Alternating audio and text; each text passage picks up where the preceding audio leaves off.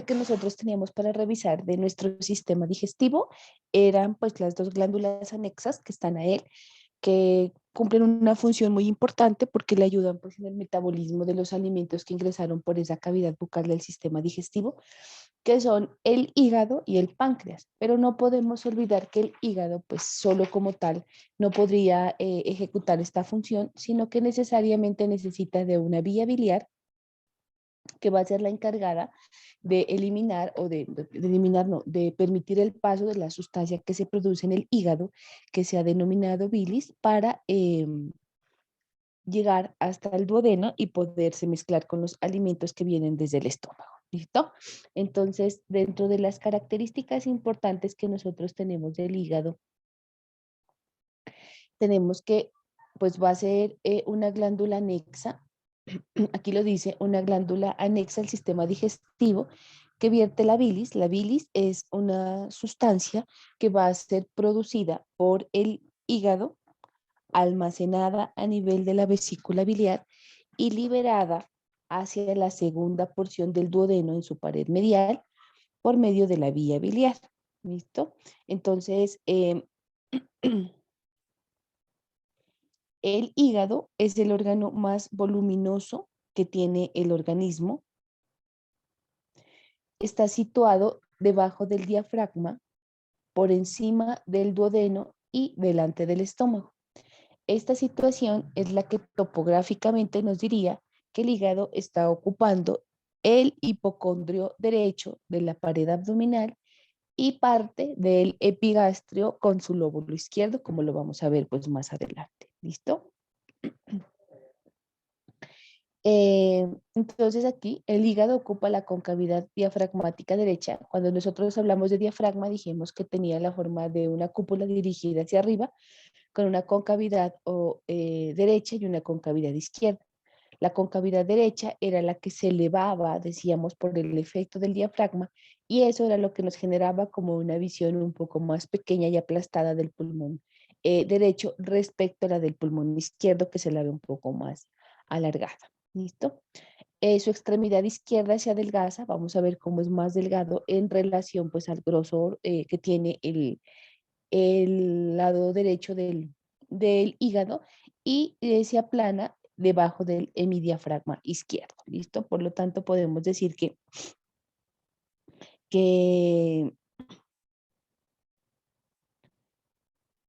eh, podemos decir que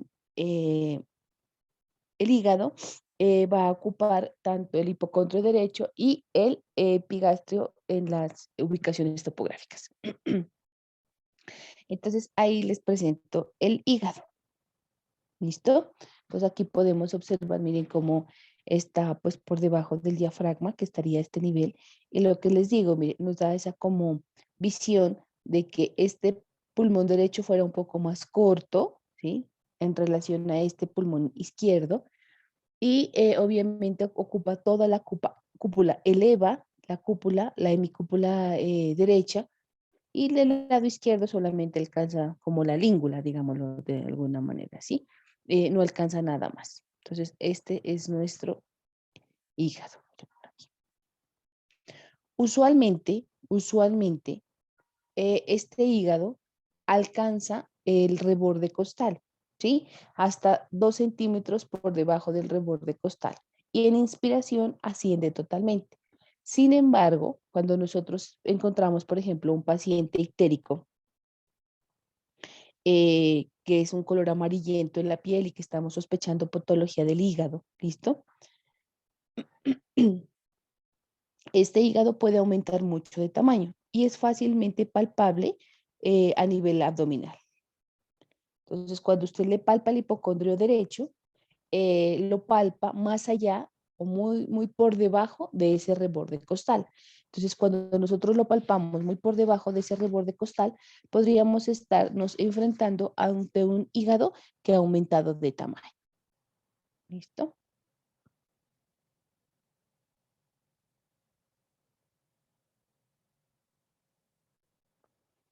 Entonces, ¿por qué es importante el hígado?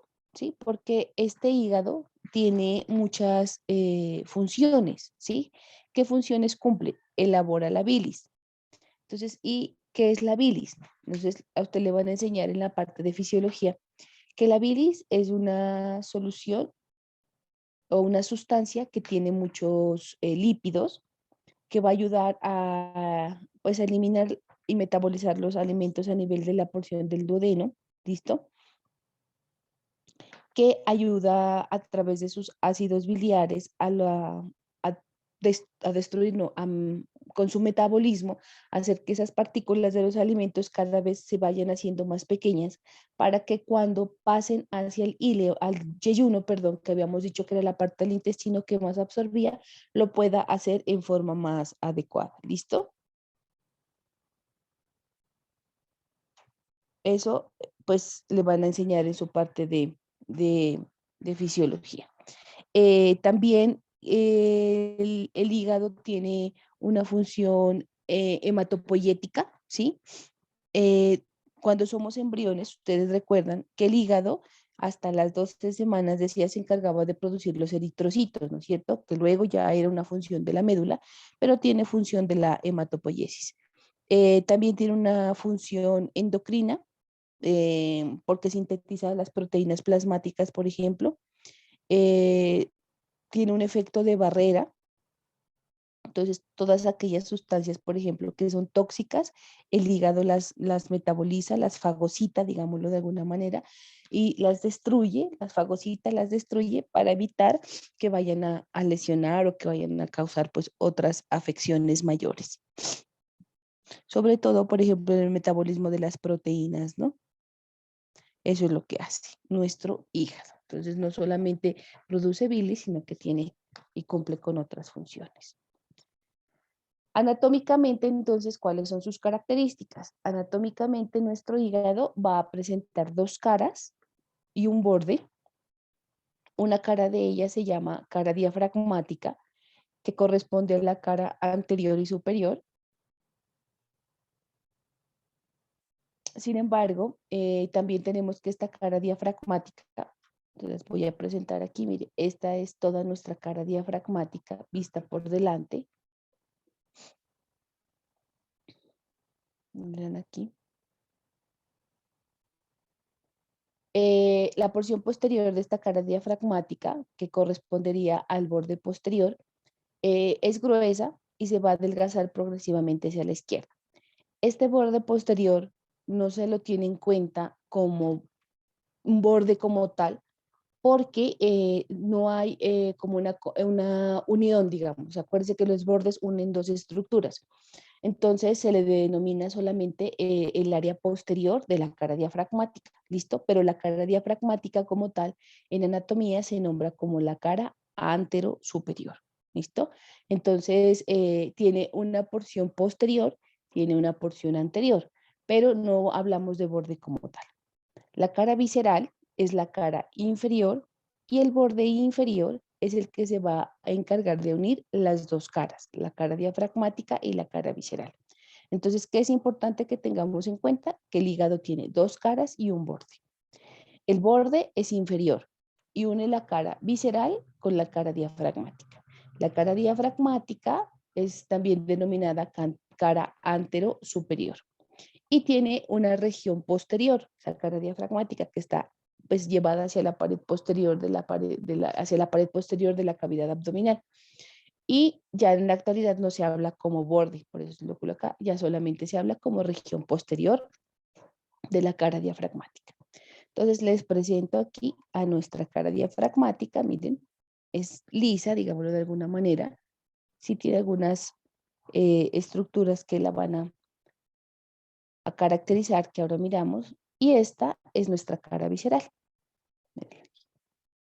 Esta es la que va a estar en contacto con el estómago, con el duodeno, por ejemplo, y con las diferentes estructuras.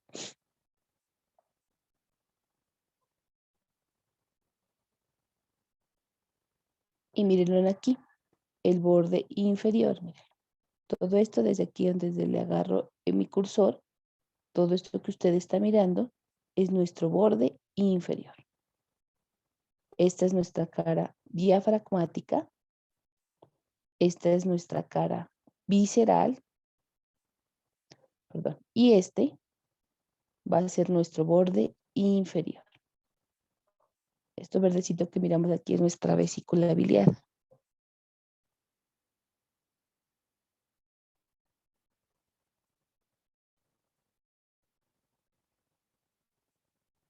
Entonces, la cara diafragmática se relaciona pues directamente con el diafragma, es convexa para ocupar pues esa concavidad que tiene el diafragma para él, está orientada arriba, adelante y hacia atrás, está dividida en dos superficies, una superficie derecha y una superficie izquierda, por la implantación del ligamento falciforme del hígado. Entonces miren aquí, entonces esta es la cara diafragmática, ¿sí? Entonces es cóncava y por el efecto de este ligamento falciforme, mírelo aquí, queda dividida en dos porciones, una porción derecha y una porción izquierda. Entonces aquí hablamos de un lóbulo derecho y de un lóbulo izquierdo. Eso nos hace concluir pues que ese ligamento falciforme, ¿sí? Va a dividir nuestra cara diafragmática en dos lóbulos, un lóbulo derecho y un lóbulo izquierdo. Por lo tanto, la cara diafragmática del hígado solo tiene dos lóbulos, un lóbulo derecho y un lóbulo izquierdo. La porción anterior, en relación con el diafragma, cruza ambos bordes cartilaginosos que limitan el epigastrio y se dirige a la extremidad del lóbulo izquierdo del hígado. ¿Listo? Entonces, miren, este lóbulo izquierdo del hígado se hace cada vez más delgadito, miremoslo aquí de grueso, que es el hígado, y acá se vuelve más delgadito. Esta región, cuando ocupa, mire, pasa a los dos rebordes costales, porque aquí estaría el esternón, y aquí estarían los rebordes costales, de los cartílagos costales, y entonces lo sobrepasa, mire, eso es lo que nos está diciendo, sobrepasa esos rebordes costales. La porción superior tiene una relación cardiopericárdica y la porción derecha se extiende hasta la parte distal del lóbulo derecho. ¿Listo? Entonces, aquí podemos ver, mire, cómo el hígado del lado izquierdo tiene relación con el pericardio, pues que está recubriendo al corazón. Vieron aquí. Entonces, hacia arriba va a tener una relación con el pericardio y con el corazón. Y la parte izquierda, pues con el pulmoncito izquierdo, sobre todo con la língula.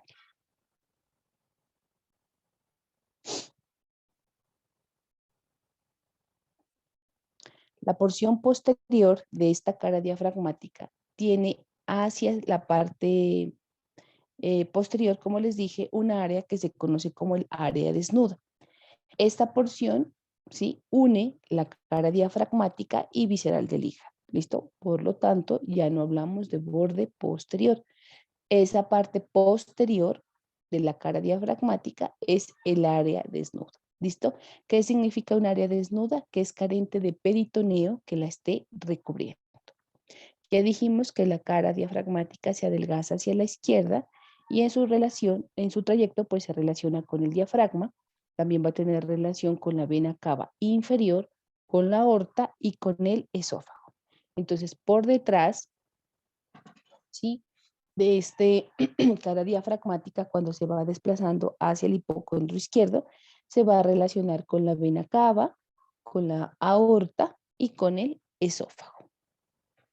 Entonces, miren aquí nuestro lóbulo derecho, aquí tenemos nuestro lóbulo izquierdo, aquí tenemos nuestro ligamento falciforme, que es el que lo está dividiendo en esos dos lóbulos.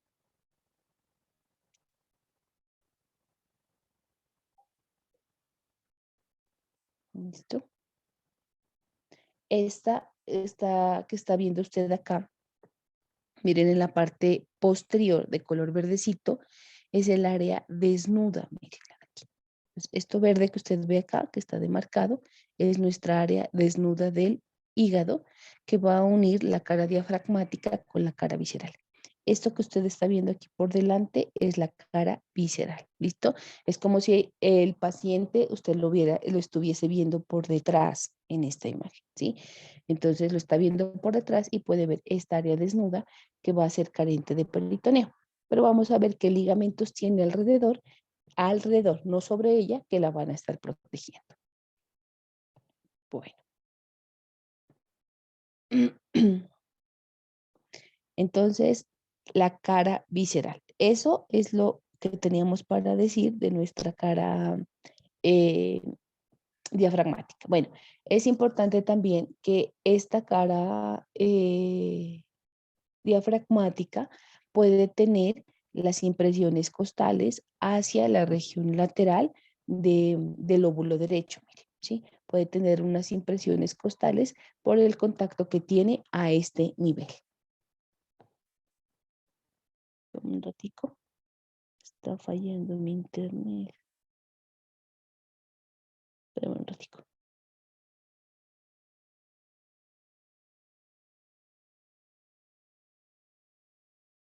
Estar dirigida hacia abajo, a la izquierda y hacia atrás, ¿sí? Va a presentar 3 surcos o fisuras dispuestas en forma de H que van a dividir esta cara visceral en 4 lóbulos. ¿Listo? Esta cara visceral va a presentar las impresiones correspondientes a las vísceras con las que se va a relacionar, que más adelante pues las vamos a revisar. ¿Listo? Entonces, 3 surcos. Miren aquí, vamos a encontrar un surco longitudinal derecho, que es el surco de la fosa de la vesícula biliar. Vamos a encontrar, entonces miren aquí, esta es la vesícula biliar. Ojo con esto. La vesícula biliar no es el límite para el surco derecho, para el surco longitudinal derecho. Ese surco longitudinal derecho va a ser dado por la fosa. O sea, aquí hay un espacio, te lo estoy dibujando acá, así, ¿listo? Entonces va a tener 3 surcos, los voy a dibujar aquí, un surco longitudinal derecho, mírenlo ahí, aquí un surco longitudinal izquierdo y un surco transverso. Entonces dice que los surcos, el surco longitudinal derecho, cuando se une con el surco longitudinal izquierdo, lo hace a través de su surco transverso y que tienen la forma de una letra H. ¿Listo? El surco longitudinal derecho se denomina el surco de la fosa de la vesícula biliar porque es la fosa que contiene la vesícula la que se tiene en cuenta como límite. Se va a continuar, ¿sí? Hacia abajo, mírenlo aquí, en relación con el surco de la vena cava inferior. El surco transversal, mírenlo aquí, lo que está viendo usted aquí, corresponde al hilio hepático, ¿sí? El hilio hepático, que también la literatura lo denomina puerta hepática. Este va a unir transversalmente los extremos posteriores de la fosa de la vesícula biliar y la fisura del ligamento redondo, ¿sí? Entonces, hasta aquí, pues, digámosle que lo hice un poquito muy abajo. Entonces, perdón.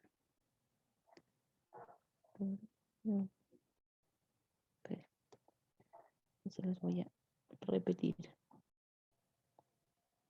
Entonces, aquí tendríamos el longitudinal derecho, aquí tenemos el longitudinal izquierdo y aquí sobre este hilio o puerta hepática tendríamos nuestro transverso. ¿Listo?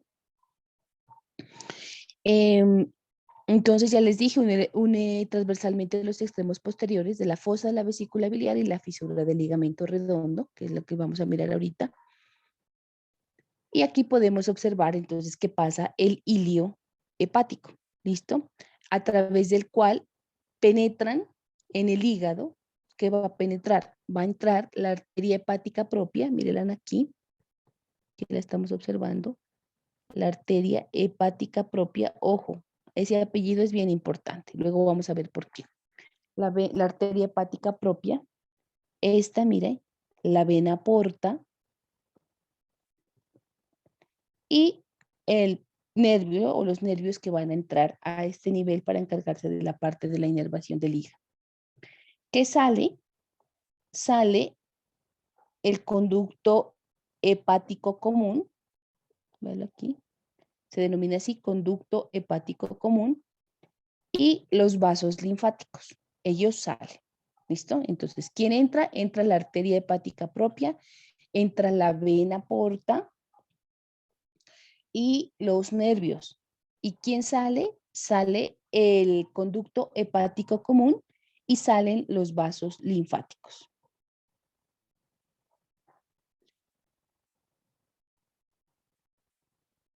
Desde este surco transversal hasta la porción superior del duodeno se extiende ese ligamento que nosotros conocimos ayer, que era el ligamento hepatoduodenal, que era uno de los límites de nuestro aumento menor, ¿no es cierto?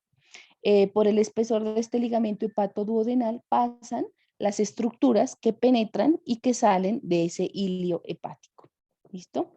Y podemos decir que el surco longitudinal izquierdo, mírenlo aquí, está en relación con esta que es la fisura del ligamento redondo y con la fisura del ligamento venoso. Entonces, la fisura del ligamento redondo y la fisura del ligamento venoso.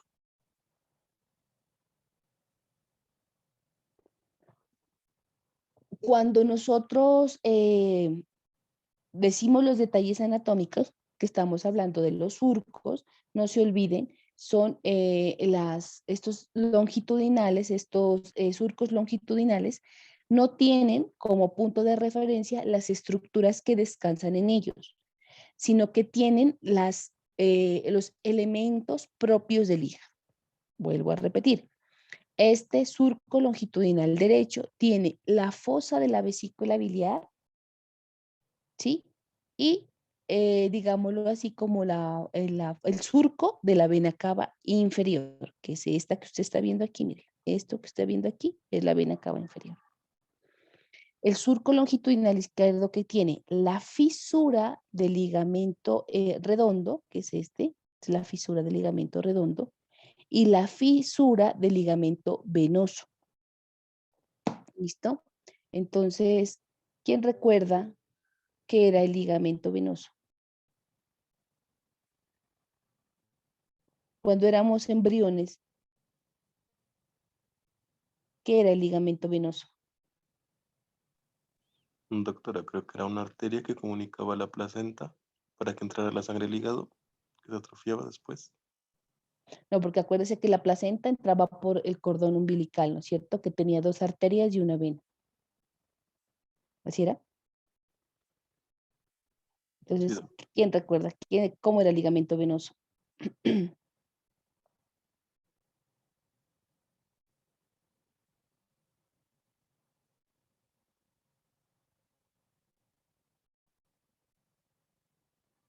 ¿Alguien recuerda del ligamento venoso?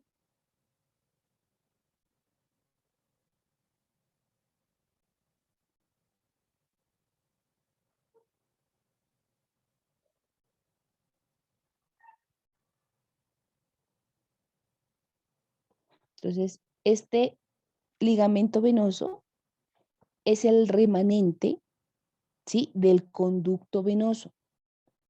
¿Se acuerdan del conducto venoso? Y por ejemplo, miren, este ligamento redondo eh, es el remanente de la vena umbilical. Cuando la vena umbilical se atrofia, se va a transformar en ese ligamento redondo que se va a extender como lo estábamos viendo entre se me fue, entre la cara inferior del hígado, miren aquí, entre la parte inferior o la cara visceral del hígado y va a fijarlo hacia la pared abdominal para darle estabilidad. Bueno, entonces este ligamento venoso con su antecesor que era el conducto venoso, lo vamos a seguir viendo cuando lleguemos a cardiovascular. Empezamos recordando un poquito nuestra circulación fetal. ¿Listo? Porque es importante para recordar esa transición. Acuérdense que como no teníamos circulación pulmonar, entonces ellos iban a cumplir esa función de mezclar la sangrecita. Entonces ese ligamento venoso era el conducto venoso. Bueno, entonces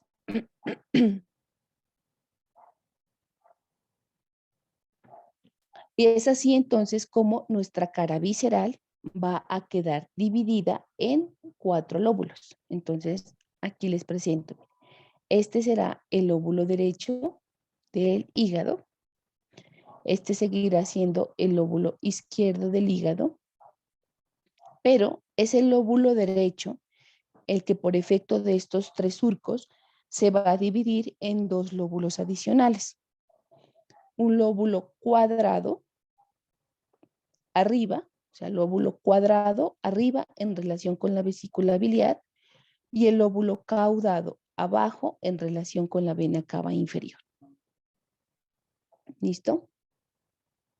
Entonces, ¿quién es el que se divide? Solamente el lóbulo derecho de la cara diafragmática, nada más.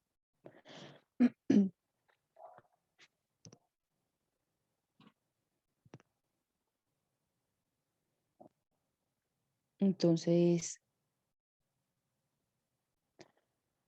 esta cara visceral, pues ya dijimos, mire el surco longitudinal derecho de la vesícula biliar, el surco longitudinal izquierdo como la fisura del ligamento redondo, que aloja adelante el ligamento redondo, que es el de la vena umbilical que se oblitera, ¿no es cierto? Y que nos lo conformaba, que ya les había dicho, y que se extendía pues verticalmente hasta el ligamento, hasta el surco del ligamento o fisura del ligamento venoso, que correspondía a nuestro conducto venoso fetal, ¿no es cierto? Que era el que se iba a encargar de hacer un shunt que le mandaba sangre pues oxigenada desde la vena umbilical hasta la vena cava inferior y al foramen oval. Eso era lo que iba a ser nuestro conducto venoso fetal, que cuando nacemos pues ya se oblitera todo. Listo. Entonces la cara visceral atrás se vuelve vertical y contiene los vestigios del conducto venoso interpuestos entre la rama izquierda de la vena porta hepática y la vena cava inferior. El portal hepático, que es el hilio hepático, entonces ya dijimos que era el surco transversal que unía la fosa de la vesícula biliar y la fisura del ligamento redondo, que eso es lo que ya les había mostrado pues en la gráfica. ¿Listo? Entonces aquí volvemos a observar. Entonces aquí estaría nuestro surco de la vesícula biliar y hacia abajo en relación con la impresión o con el surco de la vena cava inferior. Aquí tenemos, mire, la fisura del ligamento redondo y aquí la fisura del ligamento venoso. ¿Listo? Y aquí el surco transverso en este hilio, que ya dijimos que entraba la arteria hepática propia y la vena porta y los nervios, y que salían los linfáticos y el conducto hepático principal o hepático común. No se olviden del apellidito de la arteria hepática propia, que es importante. Y aquí entonces vemos cómo queda dividido en un lóbulo derecho, en un lóbulo izquierdo y el lóbulo derecho en dos, en un lóbulo cuadrado en relación con la vesícula biliar y en un lóbulo caudado en relación con la vena cava inferior. Esos puntos de referencia son importantes. Entonces, cuadrado con vesícula, caudado con cava inferior, que es lo que estamos observando ahí. El lóbulo derecho, pues se va a encontrar a la derecha de la fosa de la vesícula biliar. Se relaciona de adelante hacia atrás con el colon, el riñón medialmente, con el duodeno y atrás con la glándula suprarrenal. El lóbulo cuadrado corresponde a la parte situada entre la fosa de la vesícula biliar y la fisura del ligamento redondo del hígado por delante del portal hepático, que es lo que está viendo usted aquí. Entonces miren aquí, el lóbulo cuadrado, el lóbulo caudado, el portal hepático, bilio hepático, digámosle. El lóbulo izquierdo corresponde a la parte situada a la izquierda de la línea que une la vena cava inferior y la fosa de la vesícula biliar. Su cara inferior corresponde pues al estómago, está en relación directa con el estómago.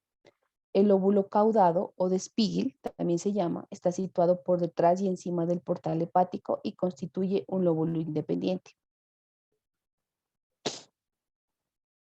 que es el lóbulo caudado.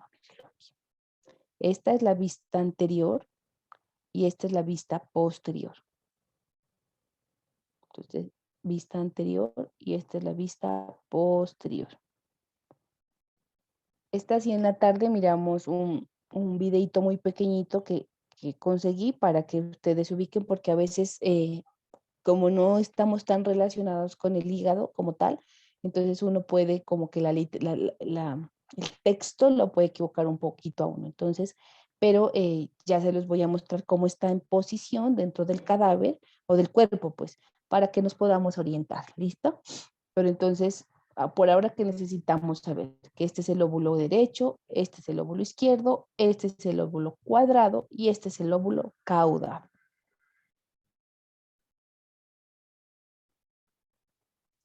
El borde inferior está determinado por la unión de la cara diafragmática y visceral del hígado.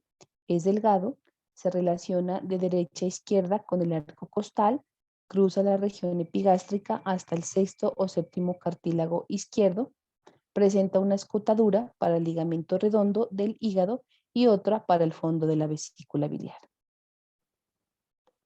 Pues miren, aquí estaría. Este es nuestro borde inferior, miren. Entonces, dos escotaduras, para este que es el ligamento redondo y para esta que es la vesícula biliar, que es lo que nos está diciendo, precisamente el fondo de la vesícula biliar. El hígado está rodeado por peritoneo y por una membrana propia de peritoneo que se adosa muy profundamente al hígado, formando una cápsula fibrosa del hígado.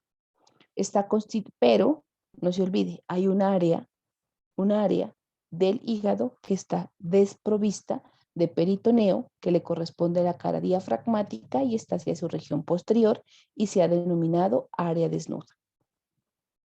El hígado está constituido internamente por un parénquima hepático semejante en todas las partes del hígado, del cual van a emerger los conductos excretores de la bilis. Este es importante porque usted se da cuenta que en tiempos muy antiguos se hablaba de que el hígado no se podía trasplantar o si se lo hacía, el trasplante debería ser total. Entonces, obviamente, el donante iba a fallecer. Sin embargo, actualmente hacen trasplantes hepáticos por lóbulos, el lóbulo izquierdo, parte del lóbulo derecho, que son los que más hepatocitos y más parénquima hepático con todo el sistema excretor tiene por los segmentos, ahorita miramos, y ha servido y hemos visto que esos hepatocitos empiezan a crecer y el hígado pues paulatinamente va ganando un tamaño mayor a la porción del lóbulo que se trasplantó. Eso pues es un avance muy bueno para la medicina. La cápsula fibrosa del hígado se llama la cápsula fibrosa de Gleason, rodea completamente el hígado, esta sí lo rodea completamente el hígado, es delgada, es poco resistente, su cara superficial se adhiere al peritoneo, mientras que su cara profunda envía tabiques conectivos entre los lóbulos y los lobulillos hepáticos. ¿Listo? Entonces, todas esas estructuras muy pequeñitas que están dentro del hígado, que se empiezan como a dividir, no sé si alguien haya comido pues hígado o lo otro, si puede ir a una carnicería y pues mirar el hígado ahí cómo está, nos damos cuenta que tiene como unos tabiques y unas divisiones hacia su superficie interna. Entonces, eso es precisamente la cápsula fibrosa de Gleason que penetra en el hígado y hace esas divisiones pequeñitas de lóbulos y de lobulillos en la profundidad. ¿Listo?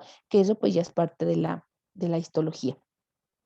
Bueno, Entonces, mire, esta es la parte posterior. Entonces, todo esto pues estaría recubierto por la capsulita de Gleason y encima pues tiene la cerosa que les da el peritoneo y esto es el área desnuda. Mire. Entonces, esta es una vista posterior. Aquí tenemos el paciente de espaldas. Entonces, usted está parado y ve la espalda del paciente. Cuando usted ve la espalda del paciente, esta es la imagen que usted puede observar. Entonces, mire, aquí tendríamos nuestro lóbulo derecho en esta cara que sería la diafragmática. Aquí tendríamos nuestro lóbulo izquierdo. Este es nuestro ligamento falciforme que se va hacia adelante a la pared abdominal anterior. ¿Listo? Esta sería nuestra área desnuda. Mire, aquí tendríamos el surco que quitaron para la vena cava inferior. Mire, por aquí sube la vena cava inferior. Y esto que usted ve acá son las venas hepáticas. Esta es la vena hepática del lóbulo derecho, esta es la vena hepática del lóbulo izquierdo y ellas le drenan su contenido a la vena cava inferior cuando está pasando a este nivel. Mire. ¿Listo? Entonces, por eso las venas hepáticas no salen por el hilo hepático. Ojo con eso, ¿sí? Esto que yo le estoy mostrando aquí en esta vista, pues posterior, son las venas hepáticas. Y las venas hepáticas no van a drenar al ilio, sino que le van a drenar a la vena cava inferior cuando ésta está pasando, ascendiendo por su cara posterior diafragmática. ¿Listo? Entonces, aquí miramos la fisura para el ligamento venoso, véala aquí. Entonces, cuando en la otra imagen lo mirábamos, pues, les voy a proyectar acá. Miren, miren el ligamento venoso, ¿sí? Esta es toda la vista, es una vista visceral, ¿sí? Aquí miren donde se observa el ligamento venoso, pero obviamente este ligamento venoso, digamos, lo va de adelante hacia atrás y la parte posterior es esta, miren. Esta es la fisura del ligamento venoso y ahí el azulito, pues, es el ligamento venoso. Este será el lóbulo derecho. Este será el lóbulo izquierdo. Mire, este será el lóbulo caudado, porque aquí está la vena cava inferior. Y este será el lóbulo cuadrado, porque aquí está la vesícula biliar. Entonces, tome como punto de referencia esas dos estructuras para que pues no se pierda cuando estudie. Mire, y este es el borde inferior, véalo aquí. Entonces dice que tiene una escotadura para esto, que es el ligamento redondo, que es la obliteración de la vena umbilical, dijimos, ¿no? Y este, mire, esta es la otra escotadura para el fondo de la vesícula biliar. Y es así como une esta que es la cara diafragmática con esta que es la cara visceral. Bueno, resulta que ese ligamento falciforme, vamos a ver cómo, de dónde se origina. Se va a originar de esto que usted está observando aquí, que se llama ligamento coronario, mire, todo esto. Ahorita hablamos de eso. La cápsula de Gleason, o la cápsula hepática, pues, a nivel del portal hepático, que es el portal hepático, el hilio hepático, se refleja en el interior de la glándula, formándoles una vaina a los vasos y a los conductos biliares, que se denomina cápsula fibrosa perivascular. Esto es importante porque cuando usted entra en cirugía, se va a dar cuenta cómo el cirujano tiene que ir separando cada uno de los elementos que están conformando el hilio hepático, pues para no lesionarlo cuando le hacen la vesícula, pero obviamente tienen que quitar y liberar, ¿sí? Porque ahorita vemos cómo se unen, parte de un conductico. Entonces tienen que liberar esa cápsula fibrosa para poder observar muy bien el componente pues vascular y el componente de los conductos biliares. El parénquima hepático, o sea, la parte más interna y profunda del hígado, está constituido por unos lobulillos hexagonales y cada lobulillo va a estar recubierto por cápsula en su superficie externa. ¿Listo? Las células hepáticas están adaptadas a la doble función, una función exocrina y una función endocrina de la glándula. Entonces, recuerde que las glándulas, ¿sí? Son estructuras que elaboran sustancias que se fabrican en un lugar, pero su función va a ser en un lugar diferente, ¿no es cierto? Entonces, por ejemplo, el hígado produce la bilis, pero él no la va a utilizar, sino que la manda al duodeno para que ese pueda trabajar.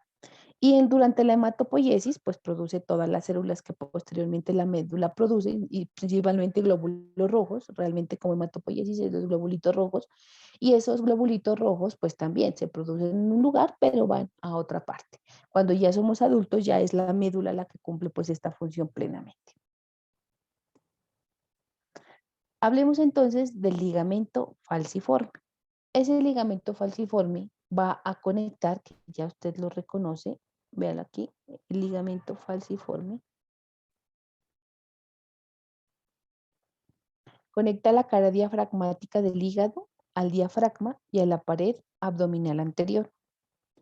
El borde inferior es cóncavo y se va a insertar en el hígado. Se origina por detrás en la lámina superior del ligamento coronario. Llega al borde inferior del hígado a nivel de la escotadura del ligamento redondo y deja de llamarse ligamento falciforme para transformarse en el ligamento redondo. El borde superior se va a insertar en el diafragma, luego en la cara posterior de la pared abdominal anterior, algo a la derecha de la línea media del epigastrio. Y es así como va a permitir que se fije el hígado a estas estructuras que van a estar alrededor. Entonces miren aquí nuestro ligamento falciforme. Esto que usted observa aquí atrás es el ligamento coronario de donde se origina nuestro ligamento falciforme. Y hacia adelante, mire, cuando llega a la escotadura del ligamento redondo, va a formar esto que es el ligamento redondo. Mírenlo aquí. O se continúa con el nombre del ligamento redondo. El ligamento falciforme, mire lo que dice, es un medio de fijación del hígado poco eficaz. Sí lo fija, pero no le da la estabilidad necesaria pues para poder cumplir o estar muy sostenido. Tiene un importante valor topográfico porque divide el receso subfrénico en dos, en un interhepatofrénico derecho y en un interhepatofrénico izquierdo, que van a estar separados entre sí por este ligamento. Entonces, aquí vamos a ver que se hacen los recesos subfrénicos. ¿Listo? Esos recesos subfrénicos que están, pues frénico, acuérdese que es diafragma, están por debajo del diafragma, cobran importancia cuando existen traumas hepáticos. El hígado no se puede operar, ¿sí? Si una persona sufre una caída y se fractura el hígado, lo único que se espera es que el reposo haga que esas piezas y estructuras fracturadas, el hepatocito empiece pues a crecer y ese desarrollo del hepatocito lo vaya pegando, pero no existe una cirugía así como que el que se quebró el huesito, pues le colocan una lámina y se estabiliza, no, el hígado no. El hígado es de reposo, entonces reposo, reposo, pero como sangra mucho, entonces toca estarle tomando al paciente control de hemoglobina cada 4 horas y si se baja, pues transfundirlo. Y si ya hay un hemoperitoneo, o sea que esa sangre del trauma hepático es muy abundante y lo están emisando a cada rato, se lleva a cirugía. ¿Pero qué le hacen? Le colocan digámoslo en términos castizos, como una envolturita, ¿sí? Una esponjita para ayudarle a absorber y detener el sangrado, pero no le hacen absolutamente nada más. El hígado no se puede suturar, así como la lengua no se puede suturar, sino que simplemente se contiene el sangrado. ¿Listo?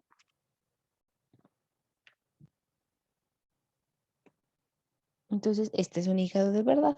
Muy pronto podamos entrar para verlo. Entonces, miren, aquí tenemos nuestro ligamento coronario y este es nuestro ligamento falciforme, nuestro lóbulo derecho, nuestro lóbulo izquierdo, nuestro borde inferior, miren. Y aquí está el surco para el ligamento redondo y aquí está el surco para el fondo de la vesícula biliar. Ligamento falciforme. El ligamento coronario, entonces, amarra o asegura la porción posterior de la cara diafragmática del hígado al diafragma. Eso hace el ligamento coronario. Está representado por la reflexión del peritoneo. Entonces, todos estos ligamentos, acuérdense, son peritoneo, ¿no es cierto? En ambos extremos, tanto para el lado derecho como para el lado izquierdo, el ligamento coronario se encuentra prolongado en dos ligamentos que se han denominado los ligamentos triangulares. Un ligamento triangular derecho y un ligamento triangular izquierdo. La superficie de adherencia va a estar desprovista de peritoneo, que se conoce pues es el área desnuda del hígado, pero Esta área desnuda, como les decía en la diapositiva, no tiene peritoneo, pero va a estar rodeada por el ligamento coronario que le va a proteger de alguna manera. ¿Listo? Entonces miren aquí por delante nuestro ligamento coronario. Y este es nuestro hígado, perdón, nuestro diafragma. Miren, todo esto aquí por donde yo le estoy pasando el cursor es nuestro diafragma. Esto es nuestro ligamento coronario. Esto es nuestro ligamento falciforme y aquí nuestro ligamento redondo. Este es un hígado en una vista posterior. Miren la vena cava inferior. Y miren aquí nuestro ligamento triangular izquierdo y nuestro ligamento triangular derecho. Lo voy a regresar un poquito. Aquí, miren. Entonces, miren aquí, todo esto es nuestro ligamento coronario. Mírenlo aquí, todo esto. Y aquí el ligamento triangular derecho y aquí el ligamento triangular izquierdo. Y hacia adelante, miren, el ligamento falciforme.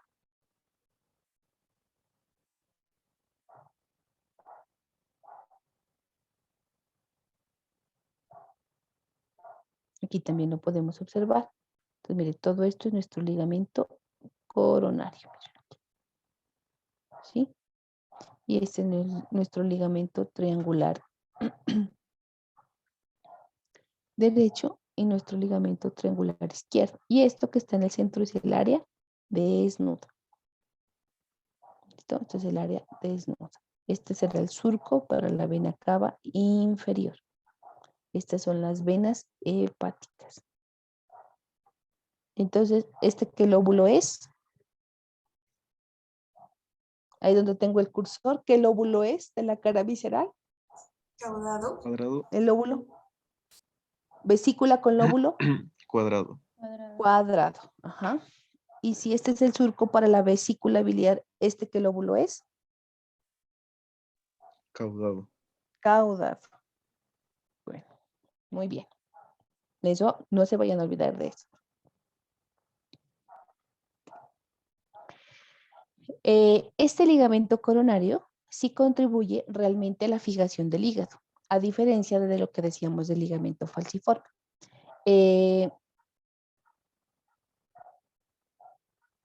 Cuando nos damos cuenta acá, miren, este es nuestro ligamento coronario, esto de aquí y esto de acá abajo es ligamento coronario, y aquí viene la vena cava inferior. Entonces dice, por intermedio de la vena cava inferior, que con las tributarias constituye el medio de amarre más sólido del órgano. O sea, lo envuelve, digámoslo como tal, este ligamento coronario y le fija y le va a dar mucha estabilidad hacia la parte posterior. Y obviamente, pues lo fija al diafragma, que es de donde hacia donde se dirige, que es lo que vemos acá. Miren. Entonces, este se encarga de sostenerlo.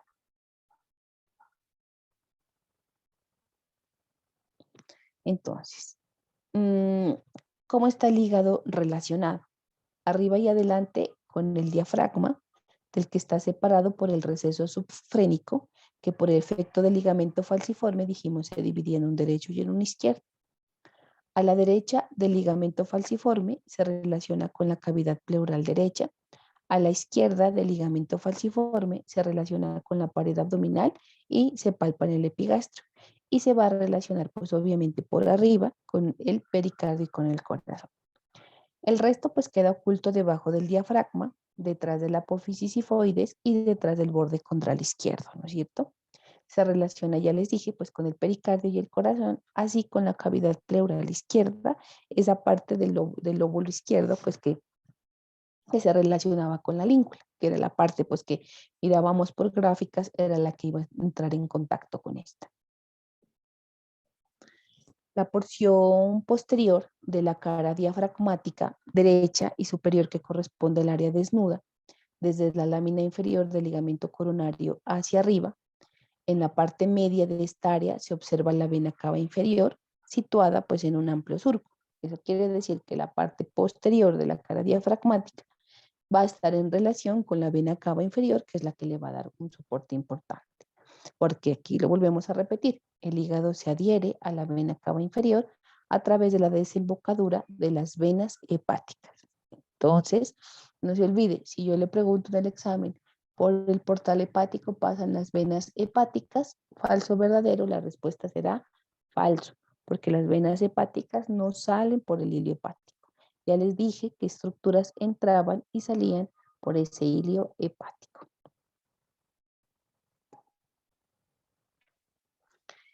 Hacia la parte izquierda se encuentra en relación con la aorta y con la columna vertebral, y las relaciones posteriores e inferiores se producen con las vísceras supracólicas y retroperitoneales derechas. Entonces, mire aquí, esta va a ser nuestra área desnuda. ¿Listo? Esta pues es nuestra vena cava inferior, miren, esta es el área desnuda, esta es nuestra vena cava inferior, mire, y entonces ¿con quién se relaciona? O esas impresiones de las que hablábamos, miren, en el lóbulo izquierdo, ¿listo? Miren, aquí tiene la impresión esofágica, aquí tiene la impresión gástrica, aquí tiene la impresión para la suprarrenal, pues obviamente derecha, porque es el lóbulo derecho. Aquí está la impresión renal derecha, aquí está la impresión duodenal y aquí está la presión cólica, que correspondería a la flexura cólica derecha.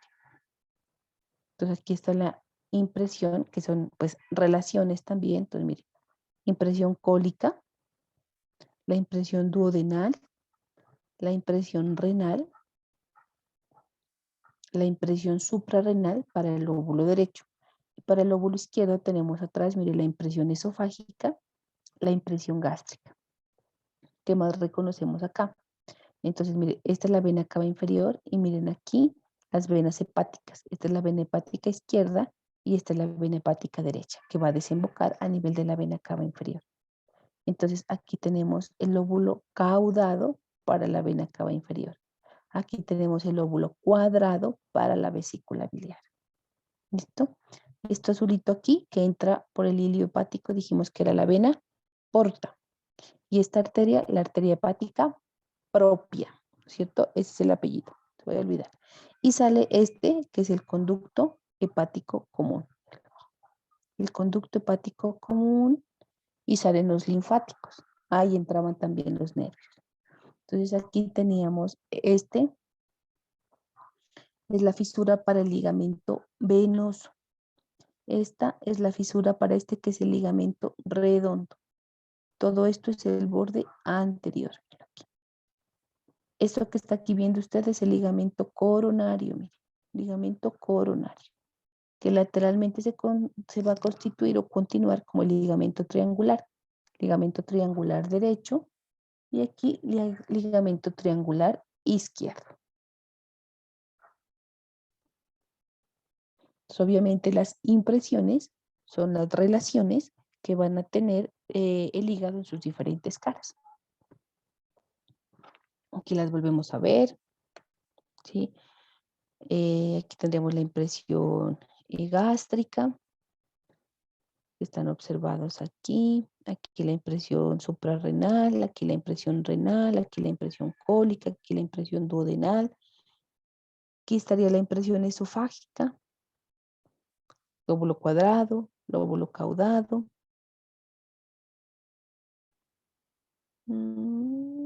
Arteria hepática propia. Bueno, listo, que ya hemos repasado. El receso subhepático, dice, se extiende oblicuo arriba y a la izquierda, sigue el recorrido del hígado, ¿sí? Se apoya sobre el mesocolón transverso y luego sobre el estómago. Entonces, este es el receso subhepático, por debajo del hígado, ¿listo?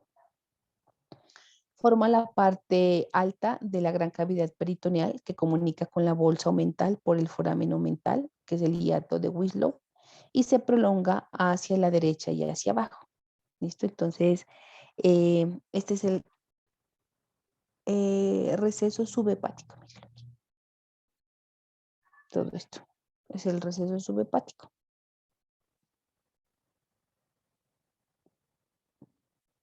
Aquí. Este es el receso subfrénico. debajo del hígado, del diafragma, perdón, subfrénico debajo del diafragma, que ese es el receso subhepático debajo del hígado. La vascularización del hígado, pues el hígado recibe sangre arterial, que es nutricia pues para el parénquima, que viene ¿de dónde? De la aorta. ¿A través de quién? De la arteria hepática propia. Toda la sangre venosa de la víscera abdominal se va hacia la vena porta y también pues hacia las venas hepáticas. La sangre sale del hígado, mire, por las venas hepáticas, que son tributarias, que es tributario que yo le entrego, que yo le doy mi sangre a la vena cava inferior. ¿Listo? Entonces, es importante dos cosas. La sangre hepática drena a través de las venas hepáticas, que son tributarias de la vena cava inferior. Toda la sangre venosa de las vísceras abdominales drenan a la vena porta, que la vena porta, dijimos, entraba en el hígado, se vuelve hepática y se encarga de la irrigación funcional. Así como el pulmón, ¿se acuerda? Que tenía una irrigación nutricia y una circulatoria. Esta también tiene una circulación similar. La inervación proviene del nervio vago izquierdo para los ramos hepáticos y de la porción celíaca del plexo celíaco. Son, dice, salvo la excepción de los ramos hepáticos provenientes del vago izquierdo, nervios mixtos, ¿sí? Los ramos hepáticos que provienen del nervio vago izquierdo, no, el resto son mixtos, estos de la porción celíaca del plexo celíaco. Entonces tienen fibras simpáticas y parasimpáticas del sistema nervioso autónomo.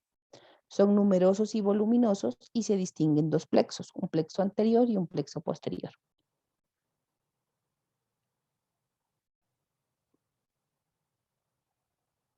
La otra parte que es importante que nosotros tengamos en cuenta es que el hígado se ha dividido por segmentos, ¿listo? Esos segmentos hepáticos permiten dividir y nos permiten a nosotros también definir que cada uno de los segmentos va a tener una arteria, va a tener una vena y va a tener un conducto hepático, ¿listo? Que van a conformar, como lo vamos a ver más adelante, unos conductos hepáticos derecho, un conducto hepático izquierdo y forman un conducto hepático común. Pero cada uno de estos segmentos, de estas divisiones topográficas que tiene el hígado, nos sirve a nosotros para determinar el área afectada o comprometida, que puede ser por un cáncer, por un trauma, y el manejo que se le debe hacer. Entonces, mire, tenemos aquí que el número 1 va a estar para este lóbulo, que es el lóbulo. ¿Qué lóbulo es ese? Cuadrado. Mírenlo bien. Caudado, ¿Está doctor. con Perdón. vesícula o con cava? Con la cava. Eso, con la cava. Entonces es el caudado. Entonces dice que estos segmentos hepáticos inician nombrándose en el lóbulo caudado, ¿sí?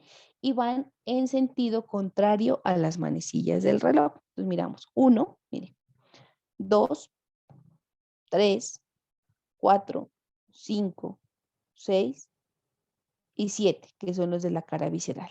¿Listo? Son exactamente igual. Y aquí podemos observar un octavo que es del lóbulo derecho de la cara diafragmática. Sí, pero se nombran así, iniciando en el lóbulo caudado. Ya les dije, va a llegar a cada segmento hepático una arteria, va a tener su vena, va a tener su nervio y obviamente pues va a tener su conducto, ¿sí? Que cuando se unen van a formar estos dos conductos, un conducto hepático derecho y un conducto hepático izquierdo, para formar esto que es un conducto hepático común que lo vamos a ver más adelante. Entonces los lóbulos pues anatómicos tenemos dos, un lóbulo izquierdo y un lóbulo derecho, ¿listo? Y los segmentos quirúrgicos funcionales, miren lo que les decía, o sea, estos segmentos no son como los del pulmón, digamos, lo que son un poco anatómicamente más funcionales. Estos segmentos realmente son muy importantes para el cirujano, que es el que se va a encargar, por ejemplo, de los trasplantes hepáticos o del patólogo.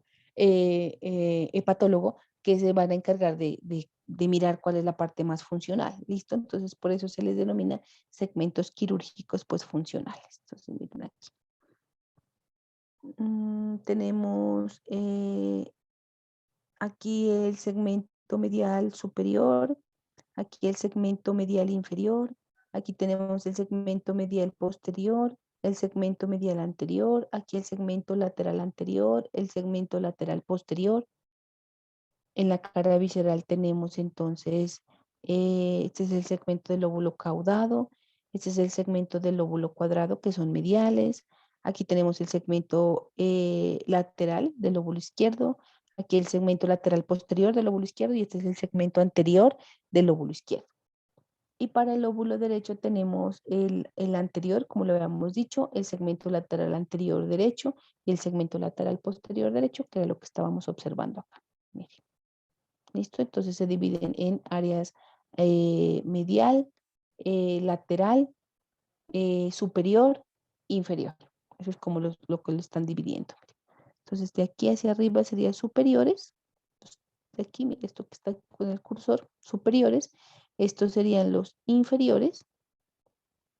Esto sería lo anterior. Esto sería lo posterior. ¿Listo? Y ya, y aquí tendríamos pues para el cuadrado con la vesícula. Son mediales y este sería para el caudado, con la cava inferior. Y ya. Este es un esquema que me pareció bonito. ¿Sí? Entonces miren aquí el segmento, cómo están dividido nuestro hígado. Bueno, y después de revisar el hígado, pues vamos a ir a lo que es la vía biliar. ¿Listo? La vía biliar, la bilis que se elabora en el hígado va a ser evacuada por los conductos biliares. ¿Cuándo se evacúa? Cuando la persona consume algún alimento. Entonces, la persona consume un alimento y va a secretar bilis, ¿no es cierto? Inicialmente, ¿sí? Esta vía biliar se caracteriza porque es un conjunto de conductos que son intrahepáticos, ¿sí? La vía biliar inicialmente es intrahepática. ¿De dónde vienen esos conductos? Vienen de los segmentos hepáticos, de estos segmentos. Cada uno de estos segmentos hepáticos va a tener un conducto hepático, intrahepático.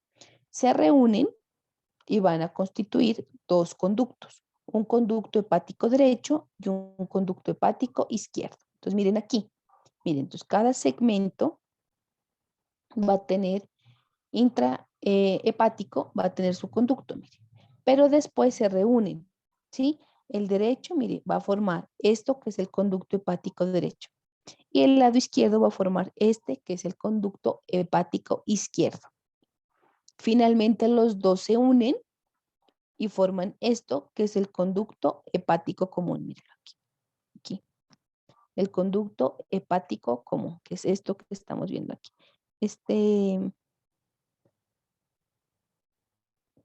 Esta flechita se extendió un poquito más. Aquí, donde le pongo el cursor, es el conducto hepático común. Ya vamos a ver por qué. No están abajo. Los dos conductos hepáticos, el derecho y el izquierdo, se unen y originan la vía biliar principal, que se conoce como el conducto hepático común. Entonces, el hepático derecho se une con el hepático izquierdo y forman el hepático común. ¿Quién forma al conducto hepático derecho? Los conductos intrahepáticos de cada segmento derecho del hígado. ¿Quién forma el conducto hepático izquierdo? Los conductos intrahepáticos de los segmentos izquierdos del hígado. ¿Listo? Esos dos se unen, entonces se une el conducto hepático derecho con el conducto hepático izquierdo y forman el conducto hepático común, que forma parte de lo que se conoce como la vía biliar principal. Este conducto hepático común recibe al conducto cístico. El conducto cístico pertenece a la otra vía que tiene nuestro sistema, pues, que es la vía biliar accesoria, ¿sí? Entonces, el conducto cístico forma parte de la vía biliar accesoria. Cuando se une este conducto hepático común con este conducto cístico, van a formar el conducto colédoco. Y es este conducto colédoco que conduce la bilis hasta la porción descendente del duodeno. ¿Listo? Entonces miremos aquí, mire. Aquí tenemos el hepático, conducto hepático derecho. Mire, conducto hepático izquierdo. Los dos se unen y forman este que es el conducto hepático común. Este conducto hepático común se une, mire, con este conducto cístico. Cuando se une con el conducto cístico, forma este que es el conducto colédoco. ¿Sí? Este es nuestro conducto colédoco. Y este conducto colédoco, siga el cursor, es el que va a desembocar en la pared medial de la segunda porción o porción descendente del duodeno, y lo hacía en conjunto con el conducto pancreático principal a nivel de la papila duodenal mayor. ¿Listo?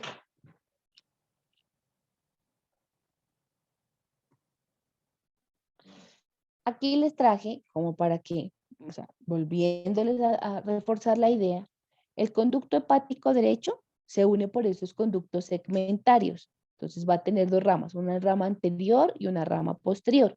Entonces, mire, la rama anterior drena en los segmentos 5 y 6, esos que estaban graficados y divididos, y en el ramo posterior los drena los segmentos 7 y 8. En el conducto hepático izquierdo tenemos los conductos segmentarios, vectoriales no son, son segmentarios, ahora les cambio esta palabra antes de mandarles la presentación. Tenemos el ramo medial que va a drenar el segmento 4 y el ramo lateral para los segmentos 2 y 3. ¿Qué lóbulo era el segmento 1? El caudado, lo caudado. El caudado. Es por eso, mire, aquí nos lo está nombrando. Y dice, el lóbulo caudado es drenado por dos conductos, un conducto derecho y un conducto izquierdo, que van a ser tributarios de ambos conductos hepáticos. ¿Eso qué quiere decir? Que este lóbulo caudado le apunta para lado y lado. Le da por un lado al conducto hepático derecho y por el otro lado al conducto hepático izquierdo. ¿Listo? Por eso es que acá no nos nombra un segmento como tal, que diga el 1, porque el 1 es este, el caudado. No se olvide, desde el 1 es que iniciaba la división segmentaria. Entonces, estos conductos segmentarios derechos forman el conducto hepático derecho.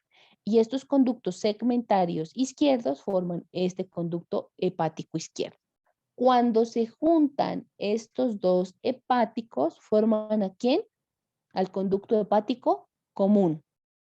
Cuando el conducto hepático común se une con este, que es el conducto cístico, va a formar el conducto colédoco. Y ese es el que se encarga de transportar la bilis hasta la pared medial de la porción descendente del duodeno en conjunto con el conducto pancreático principal.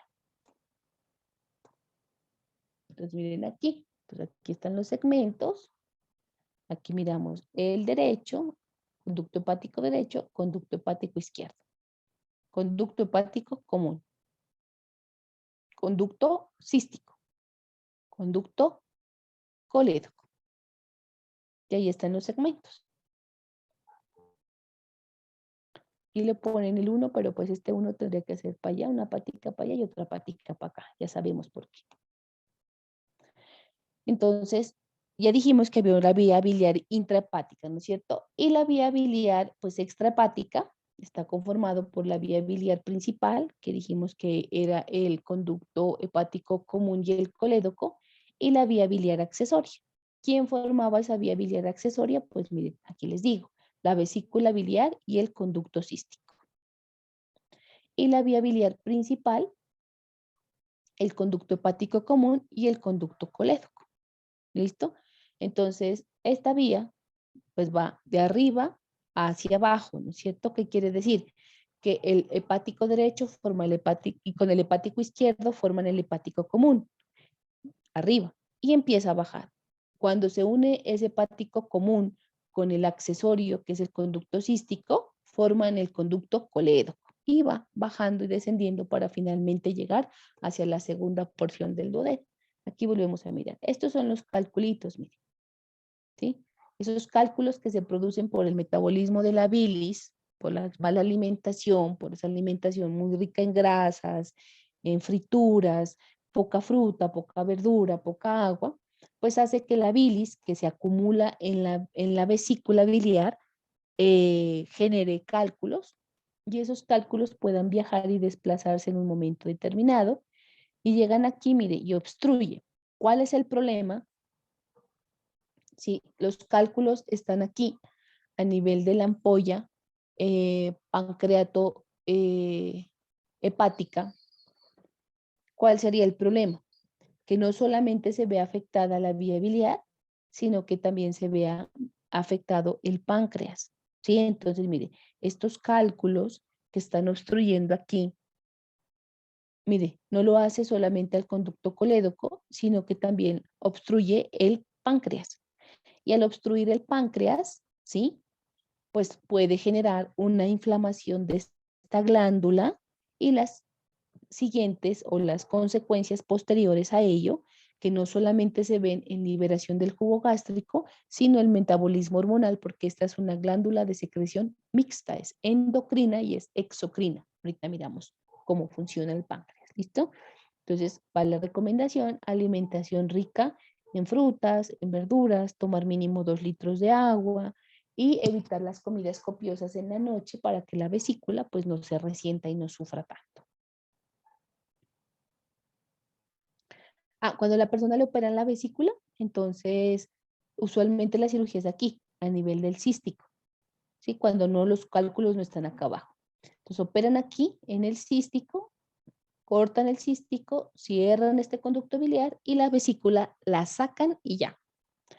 Pero para la persona que queda sin vesícula no tiene donde almacenar la bilis, entonces el hígado tiene que aumentar su trabajo. Cada vez que come, libera bilis automáticamente para que se pueda procesar pues esa alimentación. Pero si los cálculos están aquí, mire, ya en el colédoco, le hacen una CEPRE. Pues usted escucha que dicen, es que le van a hacer una CEPRE. Entonces, entran aquí a ver cómo está la vía biliar y se pueden destruir estos cálculos para que siga funcionando en forma adecuada. Destruyen los cálculos para que la persona pueda seguir con su función.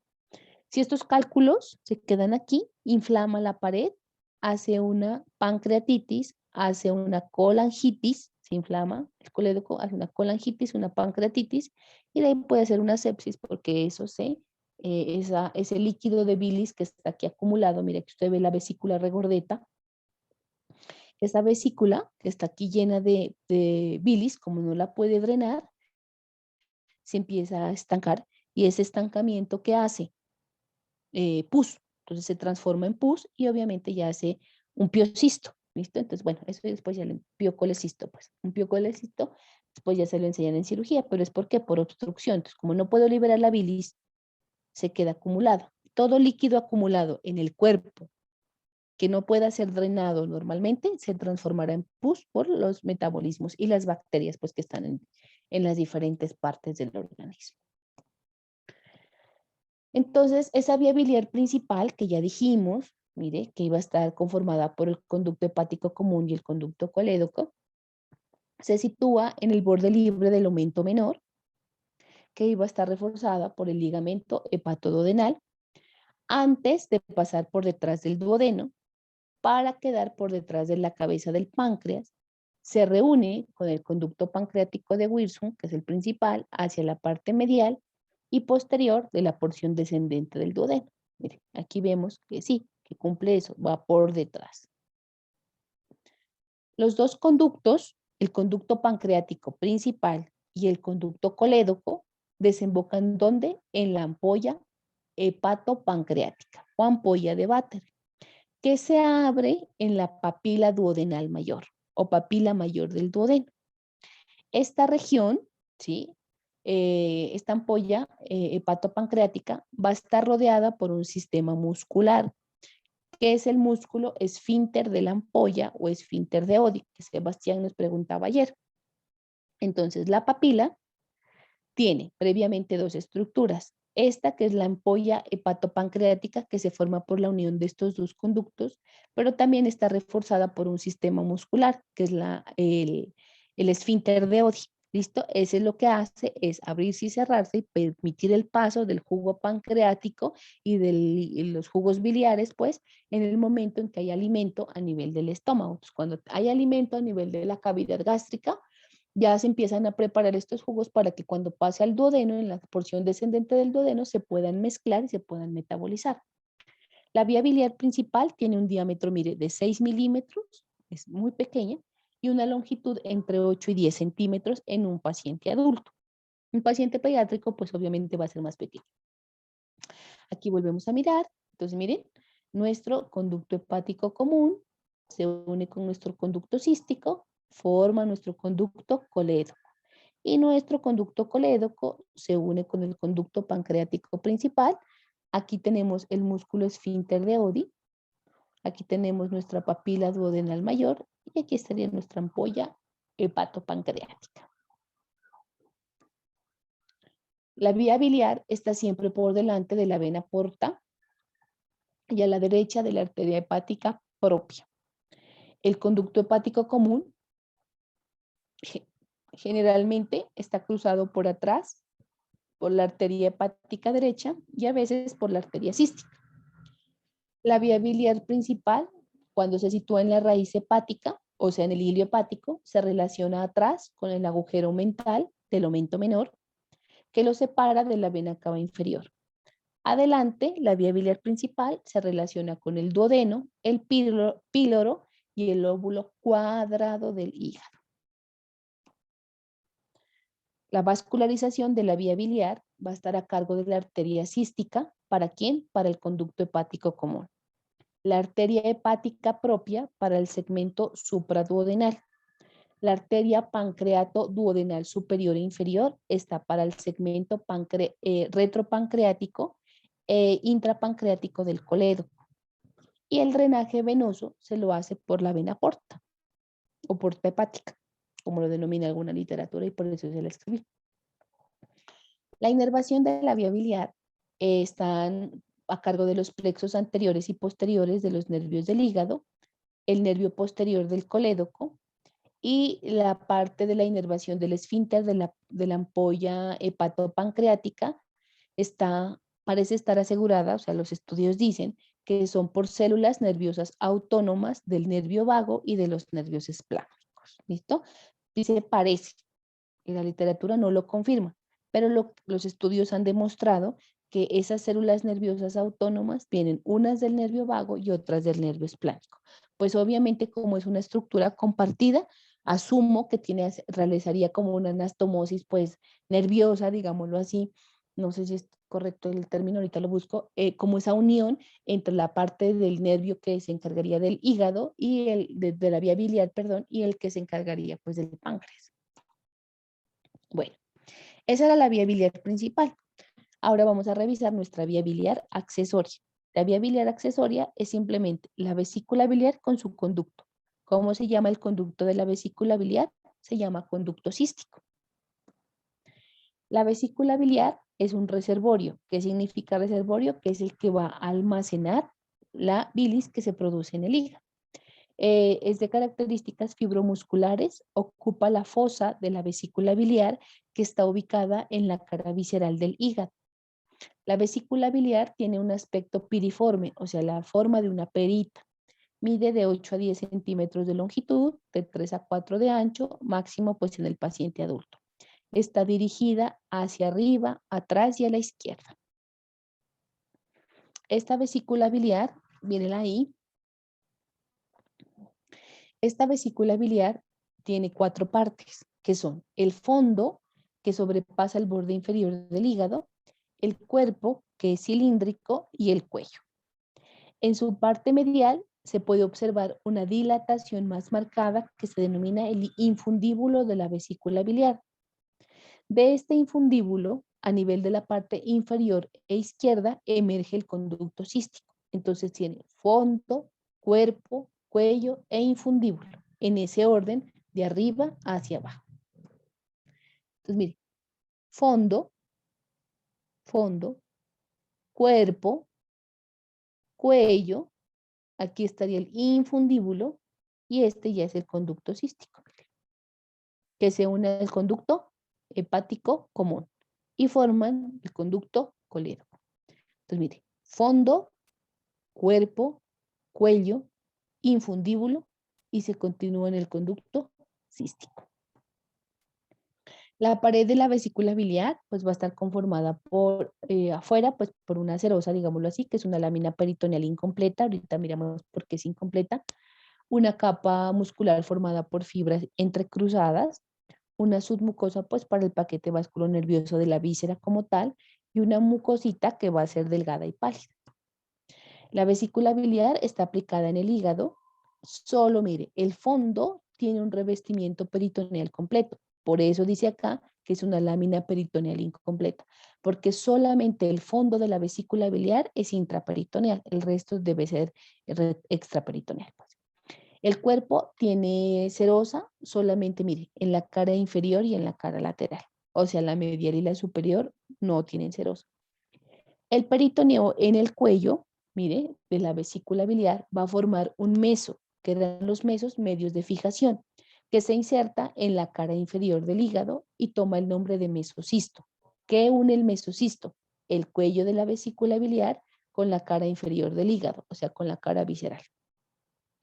Este mesocisto se prolonga hacia abajo y hacia la región lateral a la raíz hepática y va a constituir un ligamento que es el ligamento hepatocólico. ¿Sí? Entonces, si es hepático, va a estar entre el hígado y el colon, pues que pasa a ese nivel. La vesícula biliar ocupa el receso subhepático. Entonces, ¿qué significa? Que está el hígado por arriba, el duodeno y el colon transverso por abajo. El fondo de la vesícula biliar es la parte más superficial. Acuérdese que en el borde libre del hígado había un surco para el fondo. El cuerpo tiene unas relaciones superiores en relación a la cara visceral del hígado y con la fosa pues de la vesícula biliar, porque la cara superior del cuerpo pues va a estar adosada a esa cara visceral del hígado. ¿Dónde? Pues en la fosa de la vesícula. La vesícula biliar se relaciona con la porción superior del duodeno y la flexora superior duodenal también. El cuello está más separado del hígado y se aproxima a la raíz hepática.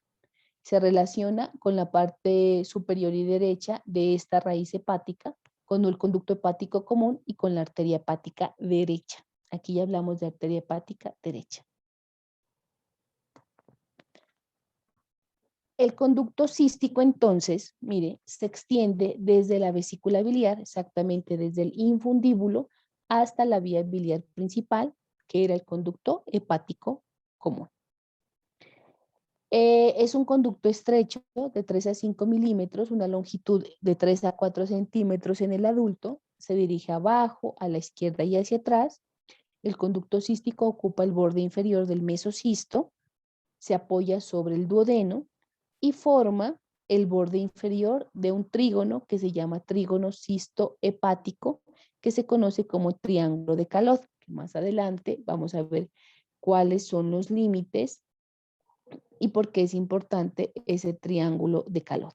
Realmente la importancia es clínica para los procedimientos quirúrgicos. Cuando uno es estudiante de cirugía, le preguntan el triángulo de Calot cuando va a entrar a la cirugía biliar. Cuando usted se vaya a presentar a su residencia, yo me presenté pues varias veces, le preguntan el triángulo de Calot y qué estructuras están contenidas dentro del triángulo de Calot. Esa es la pregunta clave en todas partes. Y aquí, entonces yo le digo, el triángulo de Calot abajo está limitado por el conducto cístico, a la izquierda por el conducto hepático común, arriba por la cara visceral del hígado. Esos son los límites del triángulo de Calot. Este triángulo está atravesado ¿por qué? Por la arteria cística. A menudo por la arteria hepática derecha y hasta por el conducto hepático derecho. ¿Listo? Entonces, esas son las estructuras eh, que están delimitando nuestro triángulo de calor. ¿Listo? Em,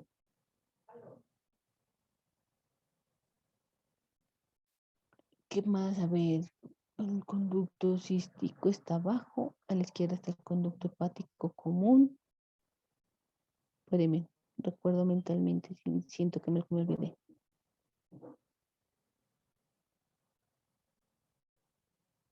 No, sí, está bien delimitado.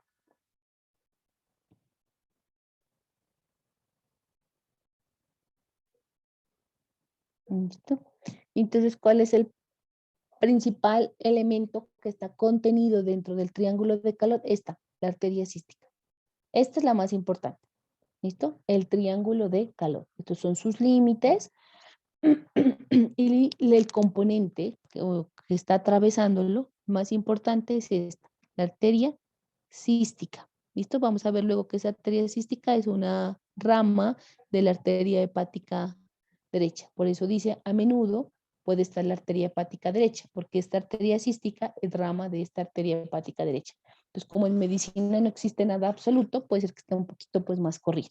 Entonces, cuando el paciente va a ser llevado a cirugía y tienen que quitarle la vesícula, tiene que estar pendiente pues de ligar o de separar más bien, muy bien esta arteria cística para luego ligarla y fijarla bien para que el paciente pues no vaya a sangrar. Entonces, para esta vía accesoria, tenemos que la vascularización está a cargo por las arterias provenientes de la arteria cística. Ya dijimos que era una rama de la arteria hepática derecha. La parte venosa se va a drenar en dos sistemas, un sistema superficial y un sistema profundo. El sistema superficial son venas que llegan a la vena portohepática y las profundas por medio de 15 a 20 vénulas que van a drenar en las ramas de las venas portales infrahepáticas. Y luego pues ya drenarán a la porta como tal. Los linfáticos, aquí nos vamos a dar cuenta que ya no drenan a un conglomerado como tal, sino, por ejemplo, mire, dice que los de la cara hepática de la vesícula biliar se conectan con los vasos linfáticos infrahepáticos. El resto va a drenar al nodo cístico. Los nodos, o sea, los acúmulos ganglionares, digámoslo así, los nodos hepáticos que están en el hilio hepático, van a drenar hacia los conductos hepáticos y hacia la parte superior de la vía biliar. Los vasos linfáticos de la parte inferior del conducto biliar común drenan en los nodos hepáticos inferiores y en los pancreatoesplénicos superiores. Entonces, ¿por qué es importante pues, como reconocer esos ganglios? Esos nodos, esos linfáticos donde van a drenar, porque dentro de un procedimiento quirúrgico por un cáncer deben hacer el vaciamiento ganglionar mayor para evitar que ese cáncer se disemine pues a los órganos vecinos. Entonces, por ejemplo, si el paciente tiene un cáncer de colédoco o de vía biliar, pues si es operable, se puede hacer algún algún injerto o alguna conexión, se me fue el nombre quirúrgico, algún implante, sí, se puede hacer a nivel que reemplace ya sea el colédoco, que reemplace el cístico, que reemplace el hepático, algo se puede realizar. Lo que se busca el cirujano oncólogo es que le reseque la mayor cantidad de estos ganglios, todos los ganglios donde drenaba esa estructura afectada para poder disminuir el riesgo de cáncer por diseminación, o sea, la metástasis de ese cáncer primario.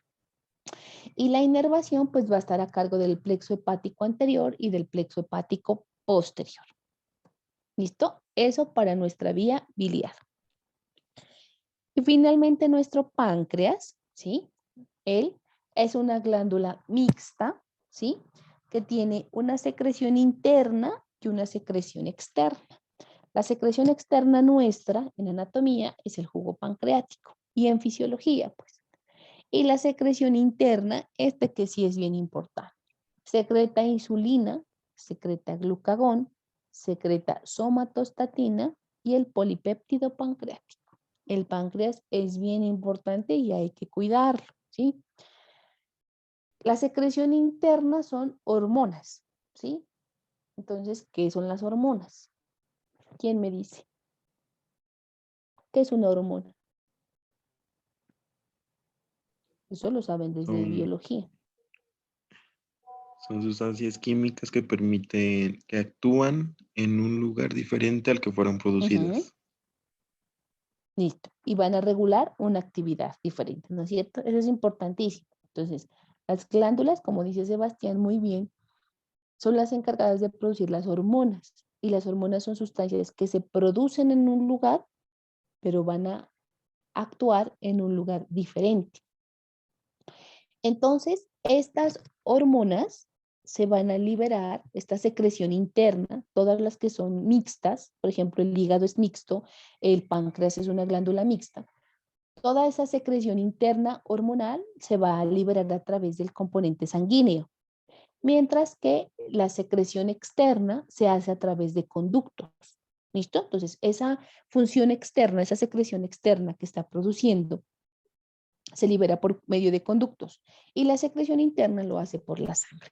Entonces, mire, estas hormonas pues tienen una acción esencial en la regulación de ¿quién? Del metabolismo. El páncreas, aprendimos desde ayer, que estaba íntimamente relacionado con el duodeno, que enmarca la cabeza hacia su extremo derecho, ¿no es cierto? Dijimos que el duodeno tenía la forma de una C y que iba a proteger, ¿sí? La cabeza pancreática. El páncreas pues está relacionado con el conducto colédoco también. La porción izquierda del páncreas se afina progresivamente en dirección hacia el vaso.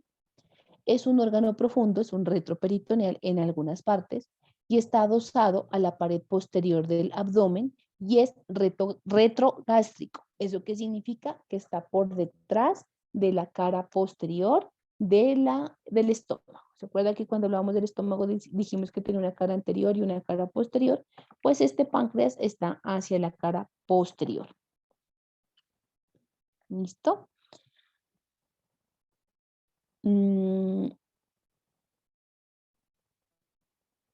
Entonces la línea media de nuestro cuerpo deja 1/3 de páncreas a la derecha y 2/3 de páncreas hacia la izquierda. Entonces miren, aquí les presento nuestro páncreas. Miren, este es nuestro duodeno que lo está recubriendo. Esta es la cabecita y mire lo que dice. Se dirige hacia la izquierda y se vuelve cada vez más delgado para ponerse en contacto con esta glandulita que es el vaso. Mírenlo aquí, nuestro vaso. Entonces, es de color rosado en el paciente vivo, es una consistencia bastante dura, ¿sí? Se lo puede palpar y es durito, mide más o menos de 12 a 15 centímetros y pesa entre 70 y 80 gramos. Ese jugo pancreático que produce, miren aquí, ese jugo pancreático que se produce, lo entrega en la segunda porción del duodeno a través de sus dos conductos excretores, ¿no es cierto? Que es un principal y un accesorio, y así participa pues de la digestión de los alimentos. Y la secreción interna, que ya dijimos que eran más hormonas, pues se van a liberar hacia el torrente sanguíneo y la función importante pues que cumpla es que esta insulina lo que hace es regular la glicemia de las personas. ¿Listo? Eh,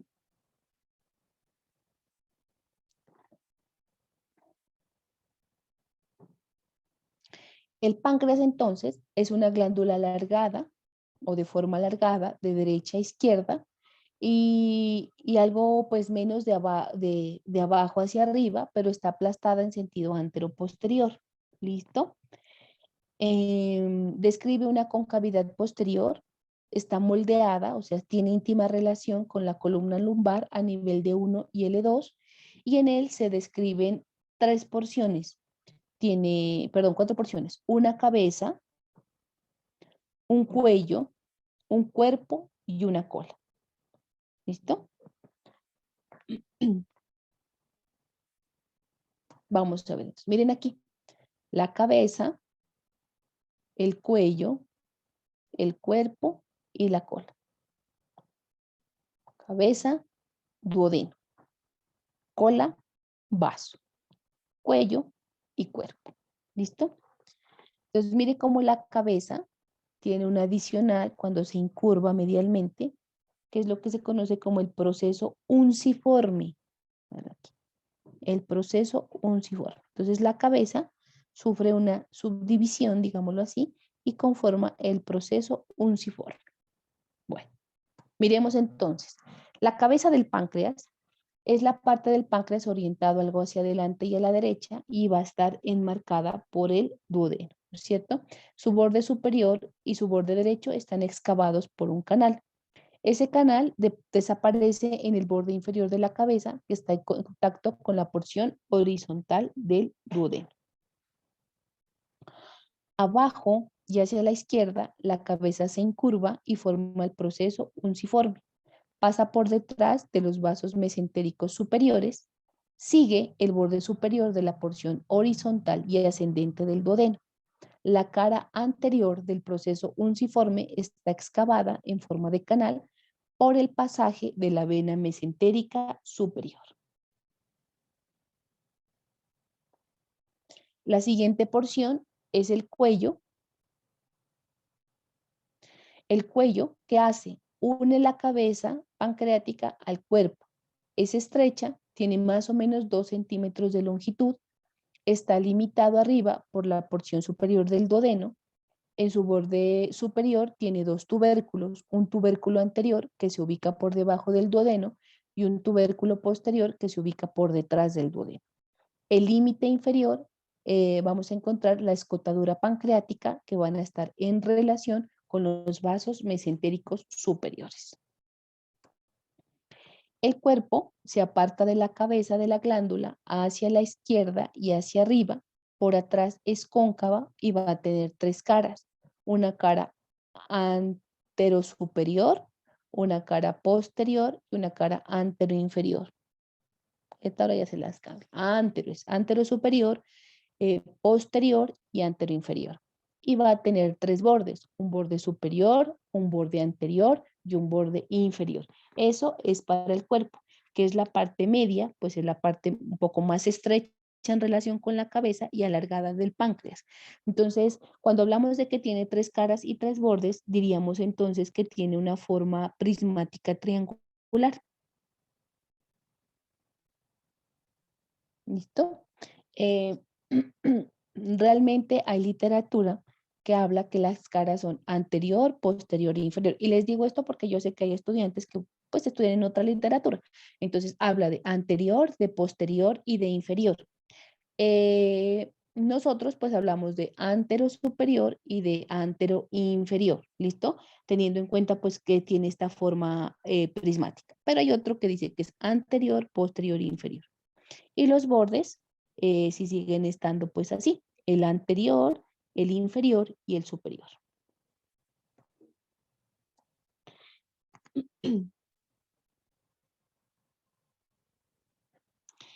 Podríamos decir entonces que esa cara anterior se encuentra dirigida hacia adelante, algo hacia arriba, y se aplica a la pared posterior del estómago. La cara posterior, ¿sí? Está dirigida hacia atrás y se encuentra aplicada a la pared posterior del abdomen. Se relaciona aquí con la vena renal, con el riñón y la glándula suprarrenal del lado izquierdo. Se encuentra separada de la cara pues, anterior por el borde superior y de la cara inferior por el borde inferior. Y la cara inferior como tal se dirige hacia abajo y algo hacia adelante y se encuentra separada de la cara posterior por el borde, de la cara anterior por el borde anterior. En ese borde anterior, perdón, en esa cara anterior, vamos a tener del cuerpo, en la cara anterior del cuerpo, se va a insertar el mesocolon transverso. La cola, pues es la extremidad izquierda del páncreas que está hacia la alargadita, prolonga el cuerpo, se vuelve cada vez más delgadita y forma una lámina hacia adelante y se dirige hacia el hilio del vaso. Esperen un ratito. No sé por qué no están mis gráficas. Ahorita las reviso. Bueno, entonces miren aquí, miramos. Regresemos acá. Entonces, mire cómo la colita está en relación con el hilio de nuestro vaso.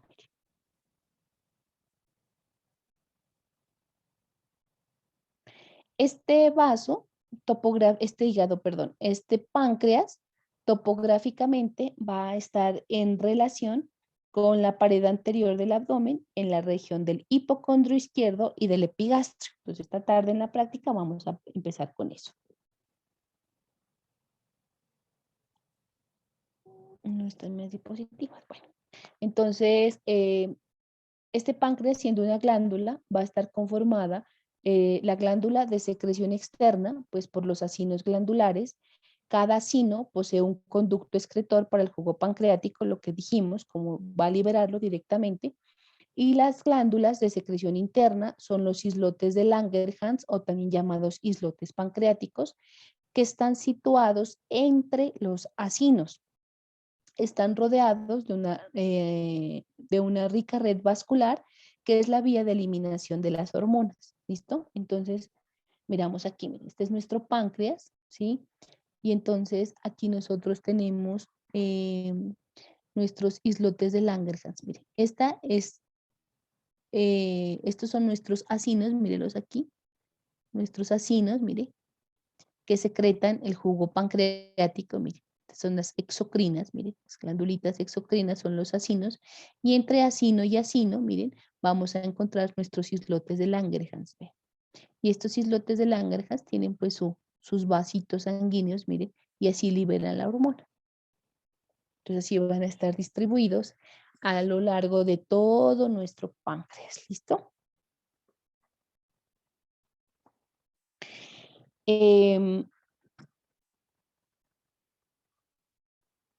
El páncreas entonces se va a relacionar por delante con la cara posterior del estómago, por detrás lo hace con la vena cava inferior, con la aorta abdominal, con la vena renal izquierda, la glándula suprarrenal izquierda, el riñón izquierdo, y por debajo con el ángulo duodeno y yeyunal.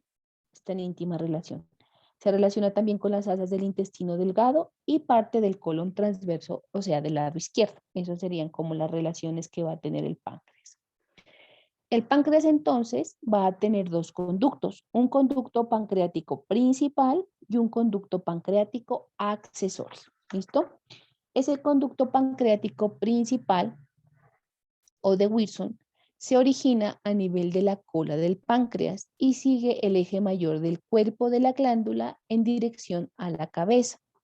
Está en el centro del órgano, véalo aquí. Entonces, este es nuestro conducto pancreático principal. Mírenlo, todo este, el más gruesito. ¿Listo? A nivel de la cabeza se sitúa en su parte posterior y se inclina hacia la derecha. Y alcanza ¿quién? Al colédoco en la pared medial del duodeno. Y termina en este conducto pancreático principal o de Wilson con el conducto colédoco terminan en la ampolla hepatopancreática, donde se abren al duodeno a través de la papila duodenal mayor y estaban regulados por el músculo esfínter de Oddi. Este es nuestro conducto pancreático principal, desde la colita hasta la cabeza. Mire aquí el colédoco y aquí desemboca.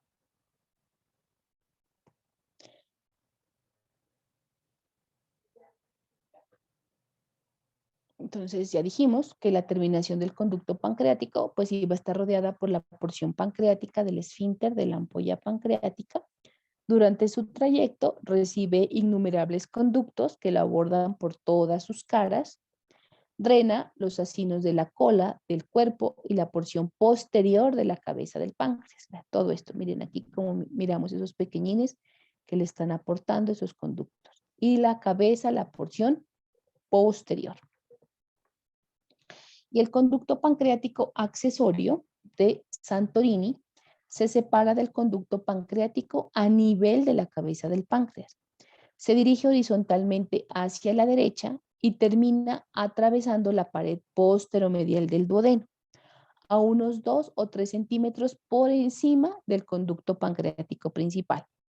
El orificio se levanta pues la mucosa y forma la papila duodenal menor. Este conducto pancreático accesorio de Santorini que drena la porción anterior de la cabeza del páncreas. ¿Listo? Estaba más bonito. Mírenlo aquí. El conducto pancreático accesorio. Y aquí se abre a la papila duodenal menor. Aquí también. Entonces, miren, nuestro conducto pancreático accesorio en la cabecita. Y aquí drena y se abre en la papila duodenal menor. La vascularización de nuestro páncreas está a cargo de dos arterias grandes, que son el tronco celíaco y la arteria mesentérica superior. Esas dos arterias, con sus ramas, son las que se van a encargar de irrigar nuestro páncreas. ¿Listo? Y van a formar un sistema derecho, una arteria en la región media y un sistema izquierdo. El sistema derecho, entonces, está a cargo de los arcos pancreatoduodenales, que son ramas de la arteria gastroduodenal y de la arteria mesentérica superior. La arteria de la región media está a cargo de la arteria pancreática dorsal y el sistema izquierdo tiene diversos orígenes. Tiene una arteria esplénica en el borde superior del cuerpo, la arteria pancreática inferior, que es rama izquierda de la pancreática dorsal, que va hasta la cola e irriga ampliamente el cuerpo de la glándula, y de la arteria pancreática mayor. Las venas no son exactamente satélites de las arterias, pero sí tenemos las venas gastroduodenales, la vena mesentérica superior, tenemos también las venas pancreáticas, pero no son exactamente igual en número, ¿listo? Tienen una nomenclatura diferente, que ya las aprenderemos cuando miremos sistema cardiovascular. Entonces, la parte venosa, entonces miren, esta es nuestra aorta, este es nuestro tronco celíaco, esta es nuestra mesentérica superior. Aquí miramos cómo nos dan varias ramas. Entonces, miren, esta es la arteria gastroduodenal. Aquí empiezan a formar las ramitas. Esta es la pancreática. Ven aquí. El drenaje linfático del páncreas, así como el hígado, este es más extenso. Hay varios grupos de nodos linfáticos que pueden recibir el drenaje de las diferentes regiones del páncreas. Los vasos linfáticos más grandes siguen la irrigación arterial y drenan en los nodos linfáticos alrededor del páncreas y todo lo adyacente. En colon, en estómago, drenan en vaso. Los linfáticos de la cola y del cuerpo van a drenar a los nodos pancreático-esplénicos y en los nódulos preaórticos. Los linfáticos del cuello y de la cabeza drenan en los nodos a lo largo de las arterias pancreático-duodenales, mesentérica superior, hepática, preaórticos y celíacos. ¿Listo? O sea, por eso es que cuando el paciente hace un cáncer de próstata, usted se da cuenta que, bueno, uno porque tiene una función endocrina pues importantísima, la sobrevida de estos pacientes es muy, muy cortica, o sea, los meses son muy 2 meses, 3 meses, porque obviamente también las metástasis que hacen son muy rápidamente progresivas por la cantidad de linfáticos que contienen a su alrededor. La inervación, pues los nervios también son numerosos, provienen del plexo celíaco y del plexo mesentérico superior. Son nervios mixtos, simpáticos, parasimpáticos, sensitivos y motores. La secreción está asegurada por el nervio vago y la sensibilidad le pertenece al nervio simpático. Es importante que lo tengan en cuenta, pero pues en su neuroanatomía le refuerzan todas estas cositas. ¿Listo? Bueno, y entonces eso era lo que nosotros teníamos para revisar de las glándulas anexas y del sistema de la viabilidad. Entonces igual, revisen la temática, cualquier duda o inquietud que tengan, por favor, en la tarde, a la hora que nos tengamos que reunir. ¿A qué hora nos reunimos con ustedes, Sebas? ¿12:30? Sí, ¿O doctora, 3? 12:30. Eso. A las 12:30 que nos reunimos, por favor, me dicen qué inquietud tienen de la clase que acabamos de revisar para poderla resolver y hacemos pues nuestro reconocimiento, la parte práctica de esto y una evaluación chiquitica de las clases anteriores para ver cómo estamos. ¿Listo? Chicos, que tengan una feliz mañana. Ya nos encontramos a las 12:30. Hasta luego. Hasta luego, doctora. Muchas gracias.